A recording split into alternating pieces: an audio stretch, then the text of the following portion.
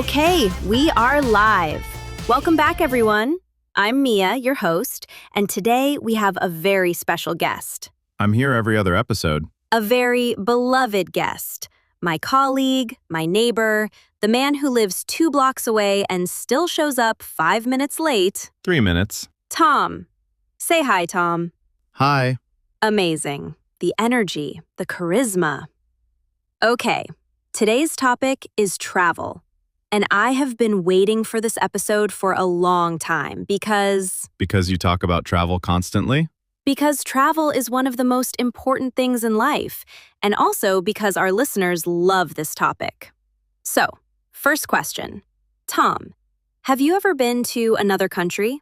Yes. He said yes. Progress. Where have you been? Costa Rica 2 years ago. And Canada. But I drove, so I'm not sure it counts. Driving to another country 100% counts. Why Costa Rica? I wanted to photograph wildlife. It's one of the best places in the world for it. 25% of the country is national park. Okay, that is a fact I did not know. What was it like? It was nothing like I expected, in the best way. I thought, jungle, hot, nice photos. But you can't understand the rainforest until you're actually inside it. What do you mean? Everything is alive. The sounds. At 6 in the morning, the howler monkeys start, and they are loud. I woke up thinking something was wrong. Were you scared? A little. The first morning. He was scared of the monkeys, everyone.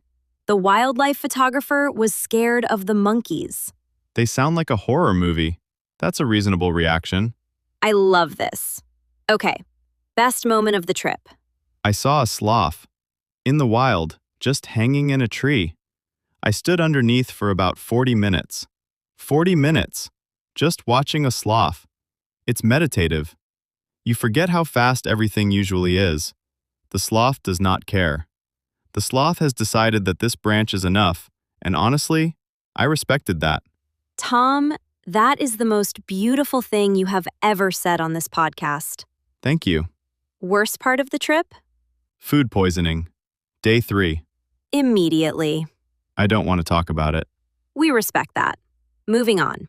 So, Costa Rica, incredible, 10 out of 10, except day 3. 9 out of 10. The sloth was worth it. Okay, my turn. Listeners, I'll tell you about my most memorable trip. Spoiler, I cried in a museum. Paris. Paris, 3 years ago. I had been planning this trip for 2 years. I had a list. Cafes, bookshops, markets, the whole thing. I wanted to feel like a travel writer. You want to be a travel writer. I want to be a travel writer. This was research. So I arrive in Paris.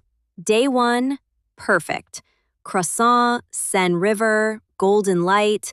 I'm basically in a film. Day 2? Rain. Oh no.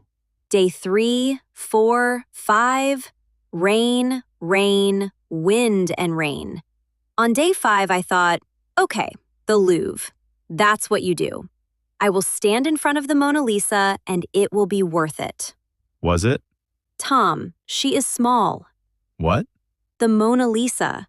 She is behind glass, she is very far away, and she is small. I waited 20 minutes in a crowd of 200 people to see a small painting behind glass. And then you cried. I had a moment. It was day 5 of rain, my shoes were wet, I was tired, and the Mona Lisa was smaller than my laptop screen. I had a very normal emotional reaction. In the Louvre. In the Louvre, yes. In front of her. She looked unbothered, for the record. Very similar energy to your sloth. I never thought about that. Best part of Paris?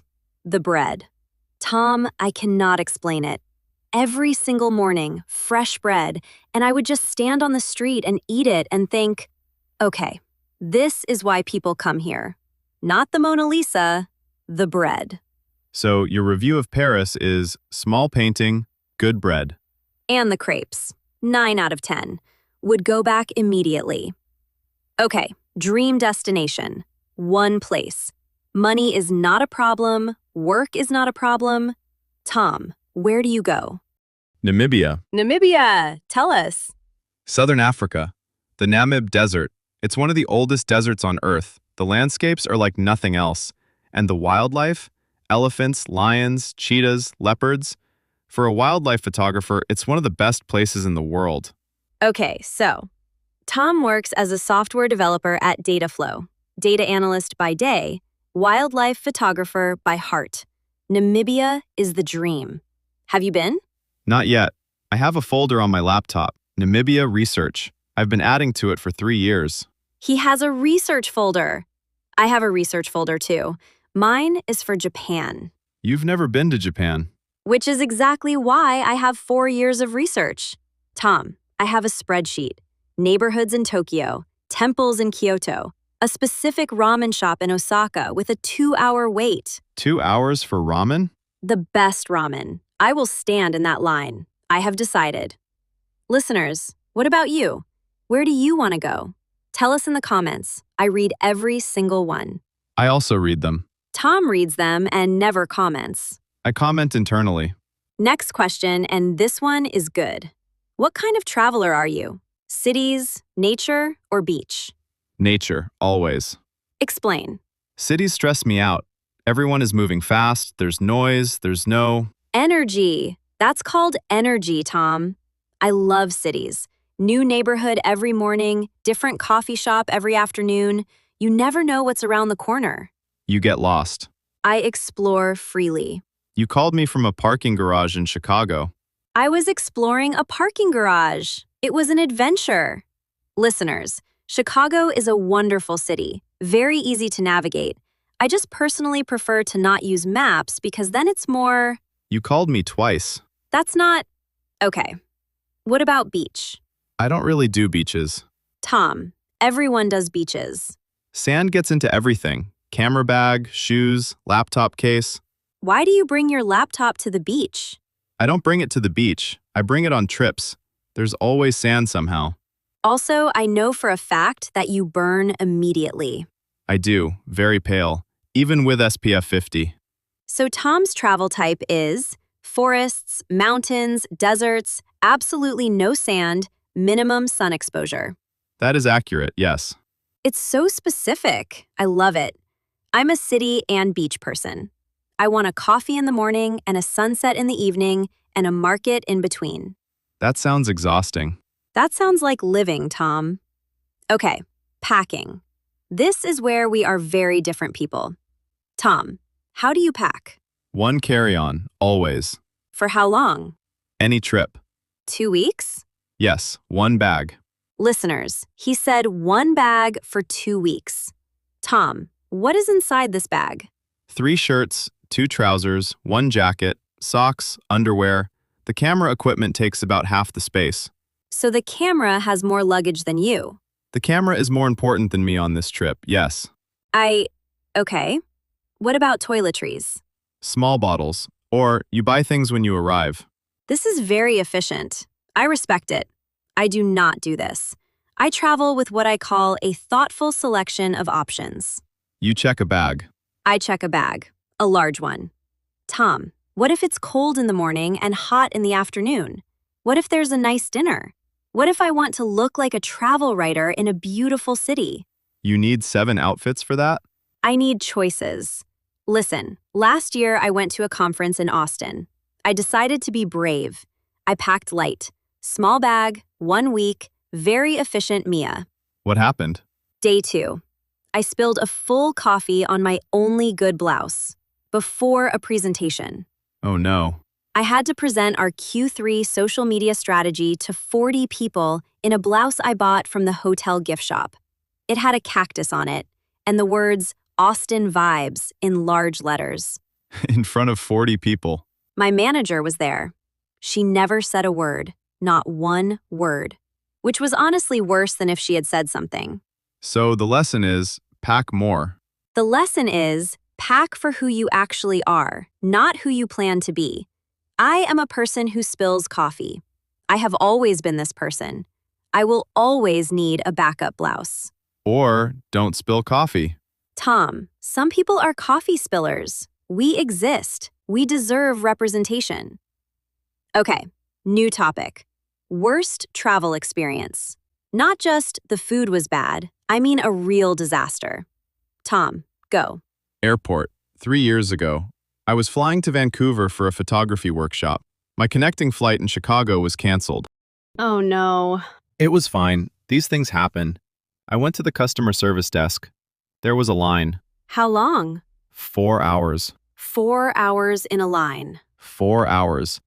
I had my camera bag, my carry-on, no food, and the woman in front of me was arguing about an upgrade for the entire time. For 4 hours? She was very committed. I respect it, actually. She got the upgrade.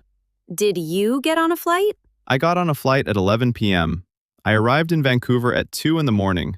The workshop started at 8. Tom, that's terrible. I got 6 hours of sleep and I took the best photos of the whole workshop. Sometimes being tired helps. You stop overthinking. That is either very wise or a trauma response. Possibly both. Mine is worse. I doubt that. Tom, I booked the wrong city. What? I was going to Florence, Italy.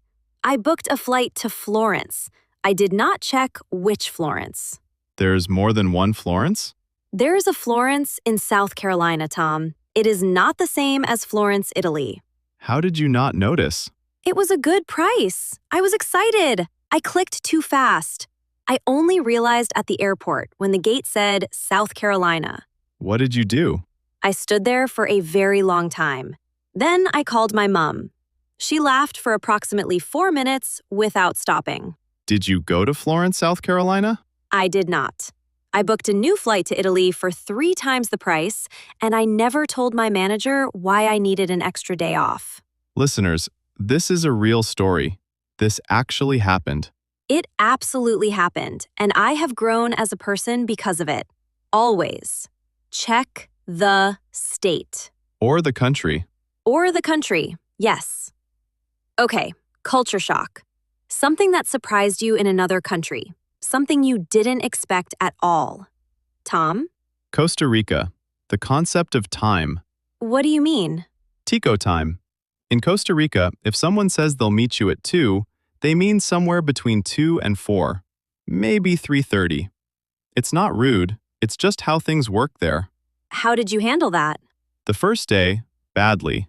I was standing outside a restaurant at 1:58 waiting. By day 3, I understood. I stopped checking my watch. It was actually very relaxing. So Costa Rica cured you of being on time? Temporarily. It came back when I got home. That is genuinely sad. What else? The drivers. Everyone waves at everyone. You let someone in, they wave. You stop for a pedestrian, they wave. It's like the whole country is just continuously waving at each other. I love that so much. It was confusing at first. In Chicago, nobody waves. In Chicago, nobody makes eye contact. Okay, my culture shock. I visited London 2 years ago, and the queuing, Tom. The queuing. The queuing? British people queue for everything. There was a queue at the bus stop, a queue at the coffee shop, an organized, silent, perfectly straight queue. And everyone just waited, patiently, without complaining. That sounds very orderly. I tried to skip the queue once. Not on purpose. I didn't see it. Tom, the looks I received, nobody said anything. They just looked.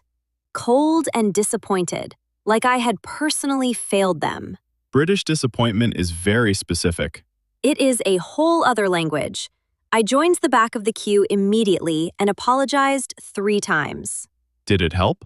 One person gave me a very small nod. I felt forgiven. That's British forgiveness. That is British forgiveness. The lesson. In the UK, the queue is sacred. Respect the queue. Always. Last question. One travel tip. Something you would tell our listeners right now. Tom? Learn 5 words in the local language before you go. Hello, thank you, sorry, excuse me, and please. That's it. People notice when you try. It changes the whole interaction. Even if the pronunciation is bad? Especially if the pronunciation is bad. The effort is the point. I love that. Mine is eat where local people eat, not the restaurant next to the tourist attraction with the photos on the menu. Walk 2 streets away and find the place where no one speaks English and you have to point at things. That is always the better meal. Is that how you found the bread in Paris? That is exactly how I found the bread in Paris. I followed a woman with a baguette. She walked into a bakery around the corner from my apartment. No tourists, no English menu. I pointed. It was perfect. That's actually a great tip. I have good tips, Tom. I have a lot of good tips. Okay, thank you everyone for listening to this episode of English Next Door. We talked about past trips, dream destinations, travel personality, packing disasters, culture shock, and very importantly, what not to do at a queue in London. Pack light. Pack what you need, including a backup blouse. And always check which Florence you're flying to. I'm Mia. And I'm Tom. And English is already next door. You just have to open the door. See you next episode.